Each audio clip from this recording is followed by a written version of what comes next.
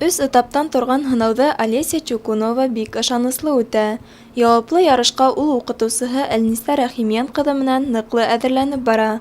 Һәр бер көндөң ҡәҙерен белеп, интернет һәм китап сығанаҡтарына таянып, оҙаҡ ваҡыт дауамында түккән көс үҙ һөҙөмтәләрен бирмәй ҡалмай. Сибай ҡалаһында мин йыл һайын беренсе урын ала торғайным башҡорт теленән һәм Өфөгә барырға хыялландым. Һәм был йыл мине Өфөгә алып бардылар. Мин бик ҡыуандым. Бөтә Рәсәй буйынса башҡорт телен олимпиаданан беренсе урын алып ҡайттым. Шунан БГУ-нан дистанционный олимпиадала беренсе урын алып килдем.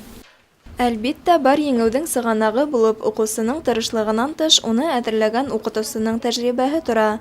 Телгә һөйөү, дәрескә ҡыҙыҡһыныу уятыу уның бурысы. Әйткәндәй, башҡорт теле һәм әҙәбиәтенән белем биреүсе Әлниса Рәхимйән ҡыҙының уҡыусылары төрлө ярыштарҙа ҡатнашып, һәр саҡ тик яҡшы һөҙөмтәләр менән генә ҡайта. Беҙҙә каникул ваҡытында яңы уңыштар менән йөрөп ҡайттык. Билдәле булыуынса, мин һеҙгә әле әйтеп тә өлгөрмәнем. Беҙҙең Башҡорт дәүләт университетында башҡорт теле буйынса олимпиада булып үтте. Һәм олимпиадала һеҙҙең класста 4 уҡыусы беренсе урын яуланылар.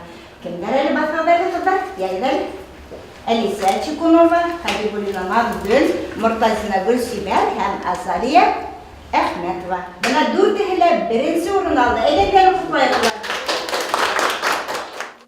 Телде өйрәнеү ҡыҙыҡлы, мауыҡтырғыс ти уҡыусылар.